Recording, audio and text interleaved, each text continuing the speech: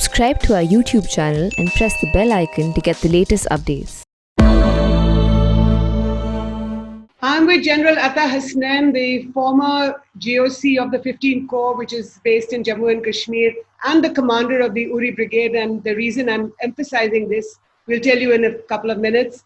And Ambassador TCA Raghavan, former High Commissioner to Pakistan, a well-known diplomat, knows the India-Pakistan story very well. Gentlemen, welcome to the Print Debate. Thank you. General Hasnain, first of all, thank you so much for joining me in this discussion. You are in Lansdowne. I know you're celebrating the 100th anniversary of your regiment. So congratulations for that, and thank you again for your time. Thank you very much. You have commanded the Uri Brigade, and the reason this is interesting is because a couple of days ago, a 19-year-old boy from Pakistan, Ali Babar Patra, now we can call him all kinds of names, a terrorist, militant, he crossed the LoC in the area that you commanded once, and was caught by the Indian Army, in which he talked about how he was picked up from his village in southern Punjab, which is Pakistani Punjab, and he was sort of given a certain sum of money, about 20,000 rupees, and asked to infiltrate across the LoC into India and to carry arms and ammunition and to sort of revive the militancy inside Jammu and Kashmir. Your first thoughts on this operation? See, Jyoti, first of all, Uri is for India, one of the strategically very crucial areas. Uri and Poonch, synonymous with each other, very well-known landmarks. Uri became more famous also, particularly in the recent past, because of the very infamous Uri attack, which led to a loss of 20 soldiers of ours in 2016. And 10 days later, it's because of that we had the surgical strikes. The first time a government-claimed operation, which we conducted across the line of control and hit various terrorist camps. So this was a very important location. It's a very important location. 5 years down the line now, we find with what things are happening in Afghanistan, with what has happened after the 5th of August decisions in India, Kashmir has been generally quiet. But we find terrorists all of a sudden on the 5th anniversary of the Uri attack, 18th of September, and thereafter on the 5th anniversary of the surgical strikes, attempting to carry out almost similar strikes once again in Uri. Now, this is a very usual thing with terrorists. They love to celebrate anniversaries because it sort of sends home a tremendous message of their capability. With what is happening in Afghanistan, with the drastic reduction in Pakistani capability of calibration, this is an important event which has happened. And that's why we need to take stock of it. Right. Ambassador Raghavan, you've been High Commissioner in Pakistan. You've written a very well-received book called The People Next Door on the relationship between India and Pakistan. How would you describe this young boy? I mean, I call him a young man. He's 19 years old or 20 years old, who has been, who's been picked up by the ISI or the military establishment and sent across the LoC to damage India. How would you look at this? Well, for one, it is a part of a longer pattern which has existed for quite a few years now. There are many reasons for it. In large part, this pattern was established because of the revisionist view which exists in Pakistan with regard to Jammu and Kashmir. But this pattern has also been reinforced and strengthened by the long-term structural social and economic crisis which Pakistan has been facing for many years now. There is also certainly the larger regional factor, the sense of empowerment which many militant groups feel after what has happened in Afghanistan, which General Hasnain referred to. So certainly all these factors are at play in this particular case of infiltration. But to my mind, while these anniversaries are certainly significant and we cannot at any stage let down our guard or let the counter-terrorism grid be weakened, this is not in itself a new development. It is something which we are, I think, have to be prepared for and which we have to take in our stride as and when it happens from time to time. Now, General Hasnain, would you say that this young boy, I mean, I keep calling him young man because I hesitate to call him a terrorist. He's, for example, Ajmal Kasab, who was caught by the Mumbai police during the 26/11 attacks, 2008. That's 13 years ago. But would you say that that this young boy who was picked up by the Lashkar-e-Toiba, and while I've used the words the Pakistani military establishment and the ISI, but would you say that there is a close connection between terror groups like the Lashkar and the Pakistani military establishment? So what exactly are they trying to do? I mean, you said 5th anniversary of the 2016 Uri operation, but what exactly is the message that the Pakistani establishment wants to send today? Jyoti, there are two aspects to your question which I must respond with. The first is the fact that for a Lashkar-e-Toiba group of 6, 8 or 10 people, terrorists, to try and infiltrate into as strongly defended an area as Uri, and equally strongly defended on the other side as far as the Pakistan side is concerned in POK, it is impossible that they can do something on their own without being in connivance with the Pakistan army.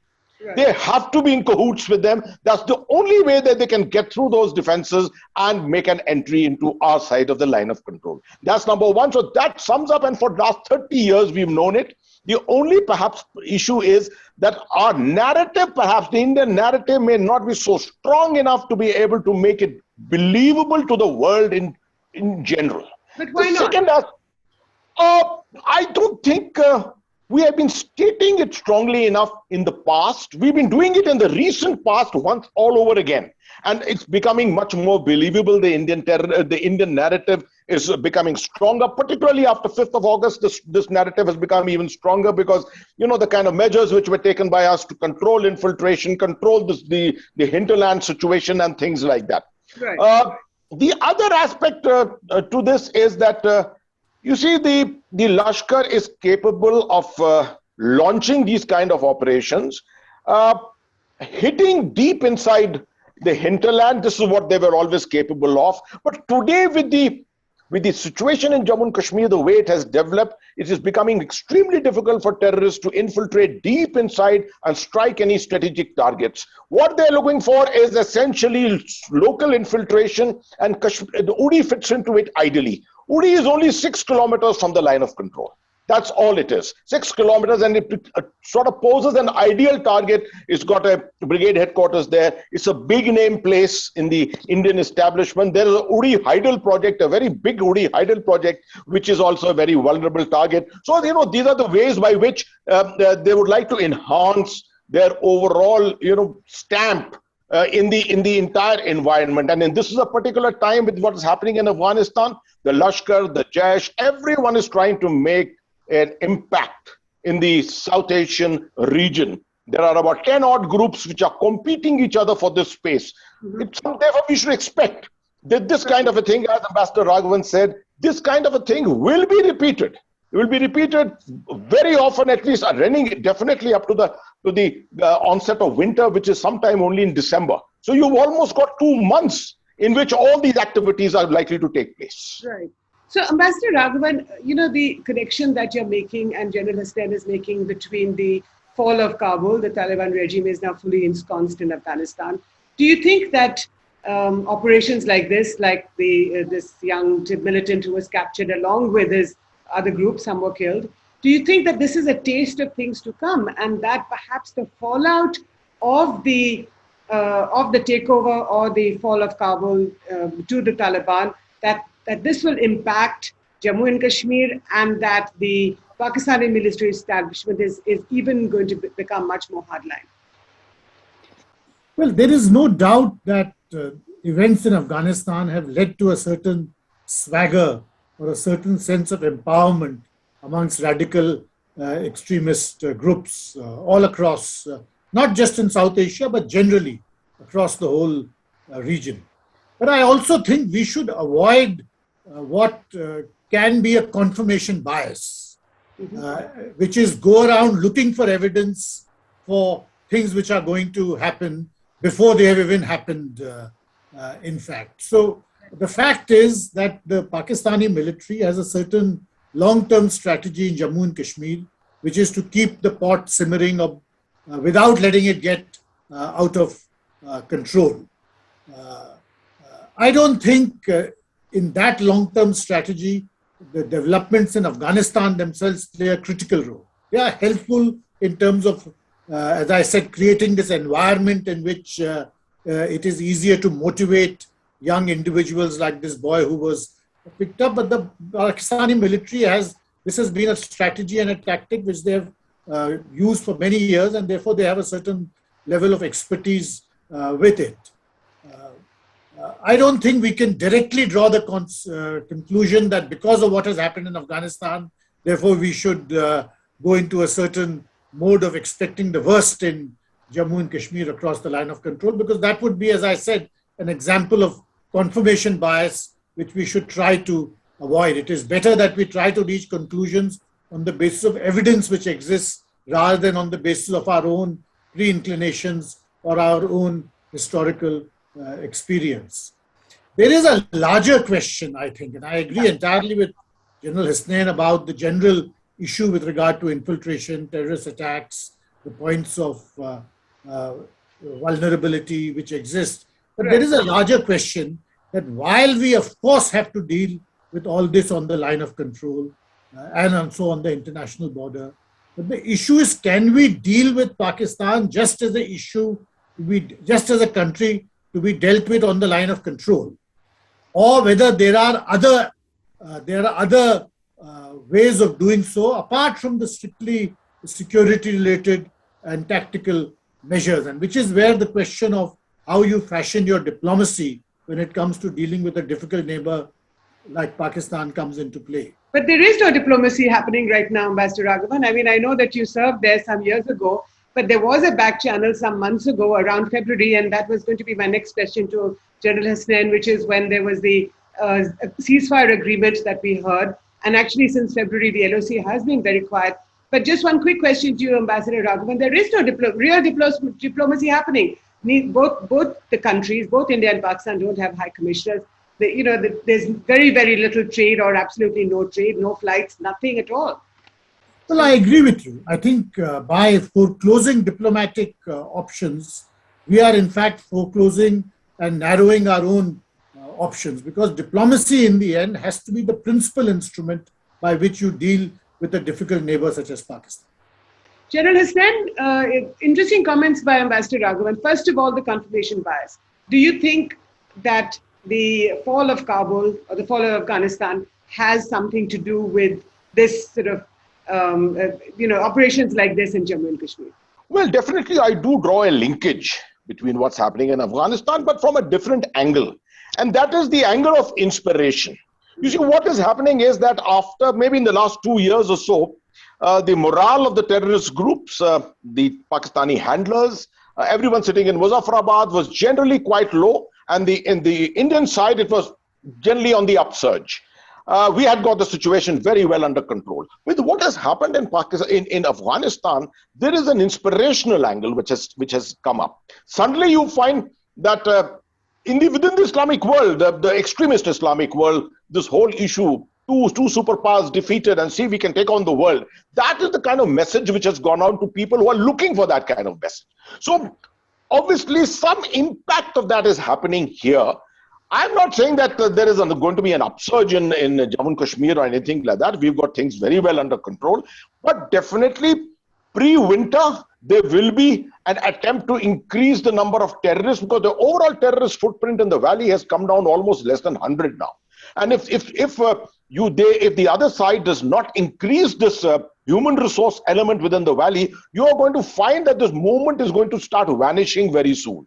Therefore, it is important to fill in foreign terrorists, particularly local terrorists, as it is. We are aware that recruitment has reduced to quite some extent also. So I do draw a link between Afghanistan and here. It's not as if people are going to come from Afghanistan to help fight here. It's not that Afghan mercenaries are going to come here.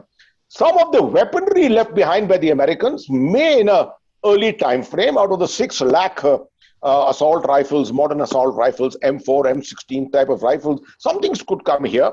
Some night fighting devices could probably come in here. Some antibody armor kind of ammunition could probably come in here. Now that may increase the quality of terror strikes over the capability of the terrorists. That's what is going to be changing here because of what's happened in Afghanistan. But I would say this is only an appreciation that we are doing. I wouldn't really call it preempting the whole thing and trying to draw deductions which really do not exist at the moment. But we are only looking into the future and thinking, how has the past influenced us? We're looking at the past and we're looking at how this possibly linking up with Afghanistan, how this could make a difference to the future. Right. Ambassador Raghavan, can I ask you to compare perhaps this young militant Ali Akbar Patra with Ajmal Kasab? Now, of course, Kasab was an older man. That's the first obvious difference. He was perhaps better trained. After all, they were taking down or trying to take down Mumbai, which is India's largest and most powerful city financially and otherwise. So this tactic that the way you described it on the part of the Pakistani establishment, they don't seem to be giving up. But the comparison actually is a much more moderate one, isn't it? By sending this young man across. Well, this I would say is possibly no more than a normal infiltration operation of the kind which we have seen for many years. I think the Mumbai terrorist attack was in a different league. It was more akin to a special forces operation for which a team which had been selected with much greater care, trained with certainly much more effort. And finally, the operation itself was a very, very complex operation and one of its kind. So I don't think the two are comparable. This appears to be the kind of normal low-grade infiltration which the Pakistan army, and they have enough cannon fodder which is picked up, which gets further inspired by this overall environment. I think it is that kind of cannon fodder which is used to keep the pot at a certain high temperature in Jammu and Kashmir.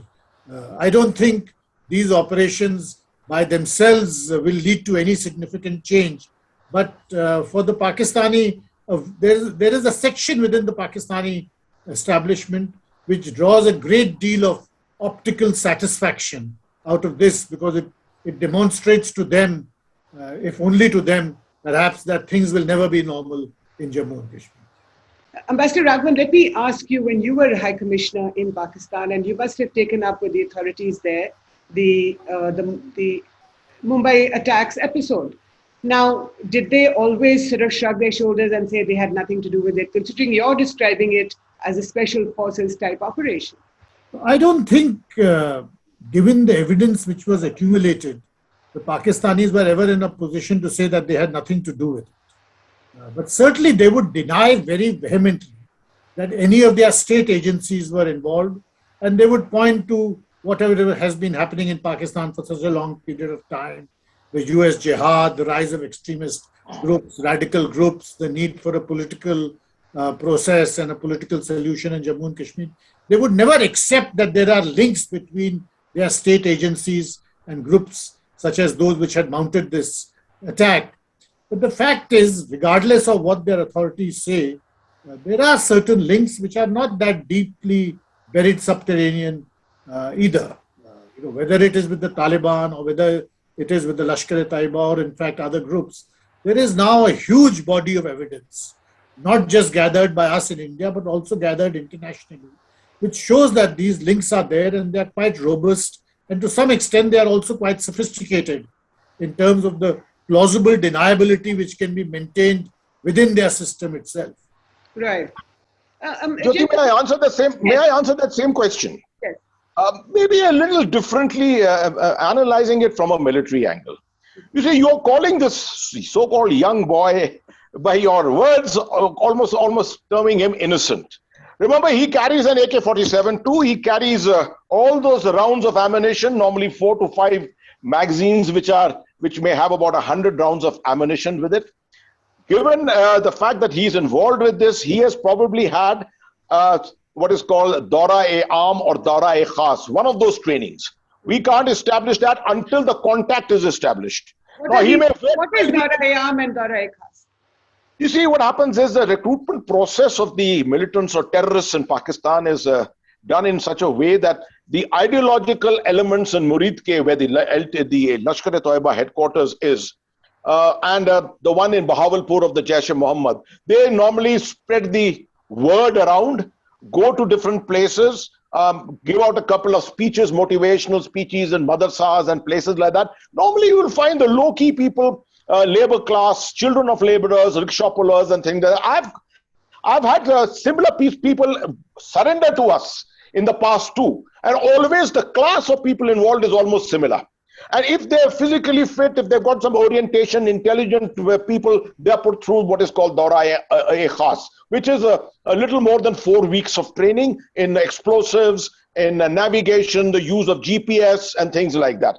The Daura-e-Aam are the others who are generally the cannon fodder which Ambassador Raghavan was talking about. Now, until the contact is established, you really cannot determine what type of a group this is. Now, in this particular case, the fact that they were coming in on the 18th of September, it somehow points to the fact that there was something special about this group. They were wanting to particularly do it on the anniversary of the 5 years ago, the Uri attack.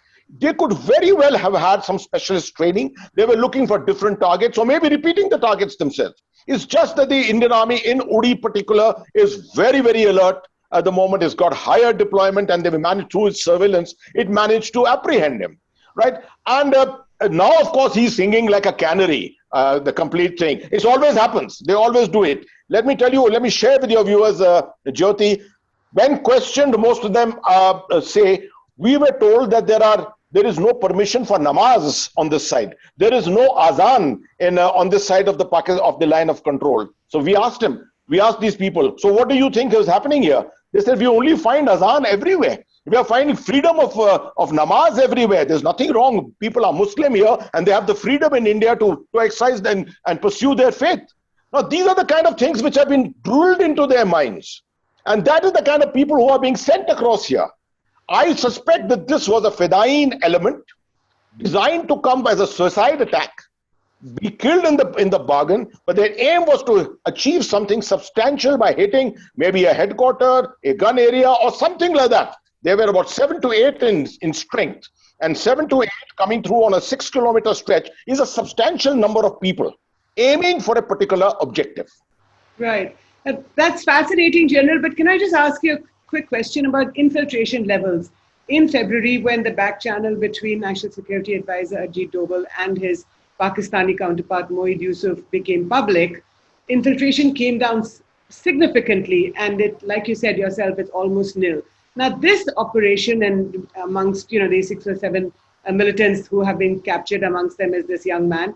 Now, I know I'm calling him a young man because perhaps I feel that he's been brainwashed, and you did mention that they come from a certain class of people. So I imagine that these are very, very poor people and they've been picked up and brainwashed. But nevertheless, the question is on infiltration levels. Do you think that the capture of this group of militants is an indication that infiltration is going to go up? Jyoti, while I would be tempted to say that it will happen, a thing like this, I go along the arguments which Ambassador Raghavan has made. Let's not try jumping evidence on this for the simple reason that, you see, there are 2 months left to the winter. And the infiltration can go on in winter. This is a misnomer among people that there is no infiltration in winter in Kashmir. The Uri is an area which is about 4,000 feet. There is very little snow in Uri and the areas around it. And infiltration can continue. Infiltration can continue in Poonch area, further down south towards the Rajouri, and then they can come over the Pir Panjal if they so wish, or by other different means. So it's not really linked to the winter season completely, but they would like to fill in the valley with more militant resources or terrorist resources, human resources. And for that, the effort has to start now.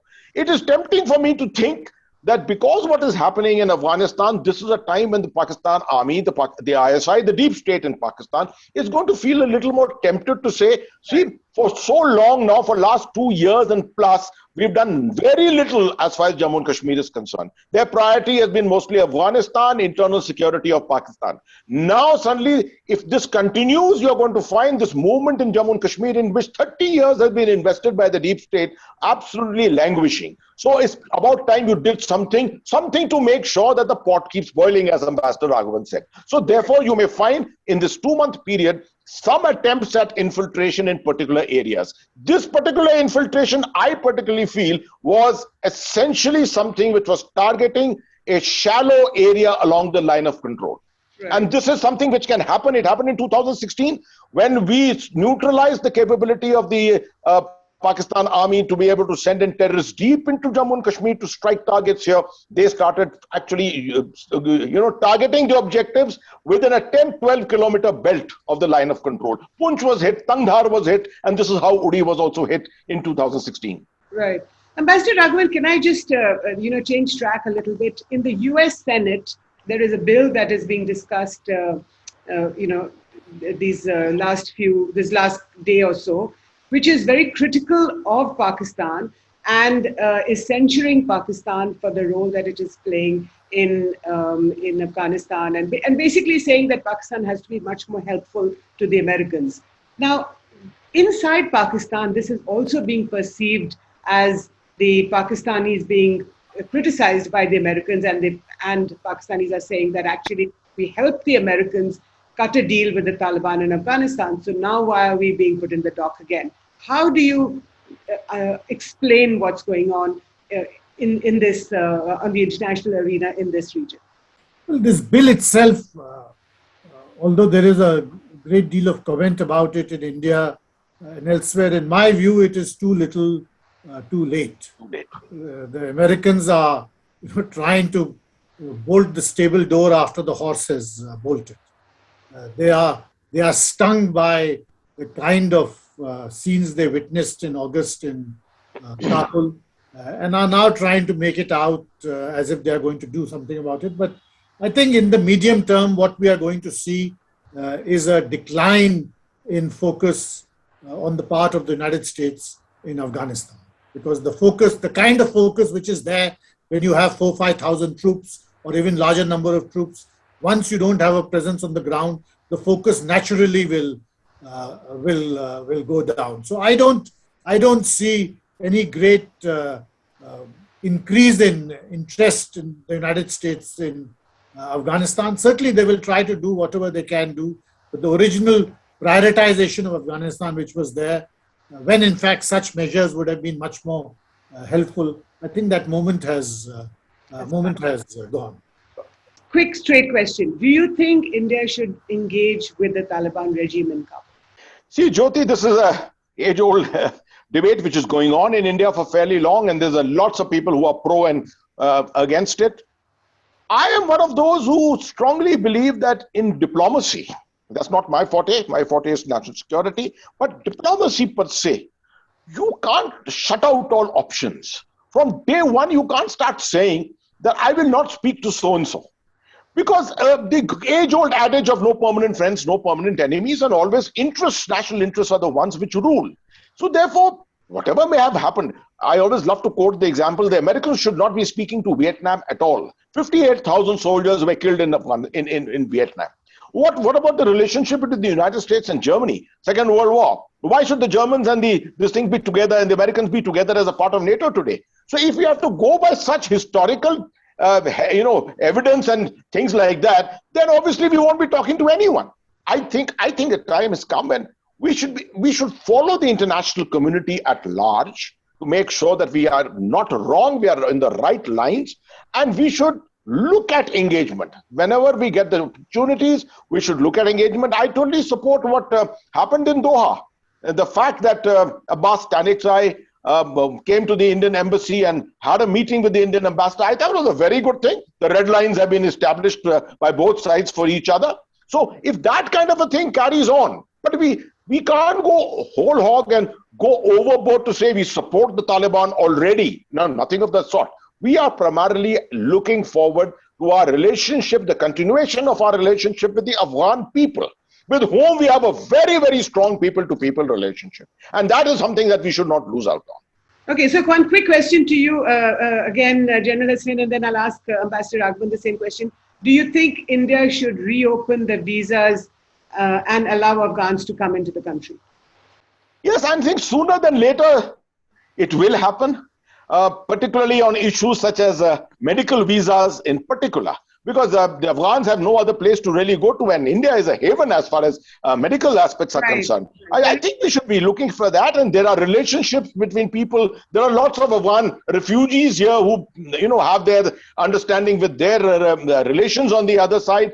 I think sooner than later it will happen. And India is known for its humanitarian, attitude towards people, particularly people of this nature who are at the moment not under the support of any organization of the world. So I think right. Yeah. The only reason I'm saying is that because I get lots of messages on a daily basis from friends and even just women journalists in Afghanistan who are dying to get out and haven't been able to get out because they can't get visa. They don't want to go to Pakistan. The only way to get out is to go to Doha, but they want visas for India. Ambassador Raghavan, what do you think? How do you think India should play this? Well, I think right now we are at a very low level. We have a zero relationship with Afghanistan because our embassy is closed. We don't have diplomatic relations. Should you reopen the embassy? Should you? Well, I think when you are at a zero level, you have any number of options, and certainly one set of options which we should be considering quite closely is how do you engage with the people of Afghanistan in terms of humanitarian assistance through a larger multilateral effort without it implying diplomatic recognition. I think that's something which we should certainly work with other countries on. But there are other possibilities also. One should just like to remind you that even with the earlier Taliban regime, till the hijacking of IC-814, the Afghanistan Airlines used to fly to Amritsar because you kept a relationship alive with the people with Afghanistan. And therefore, with regard to medical visas, with regard to student visas, there are numerous options which exist short of formal diplomatic engagement, because that is something I think for a country like India, if you time it with a larger international move, it will be much more effective. Well, that's fascinating. I'm afraid I'll have to end this episode here but we know that General Hasnain, for example, an Indian defense attaché was killed by the Haqqani network in 2008, as well as an Indian diplomat in the embassy in Kabul. And the Haqqani network is supposed to be controlling Kabul.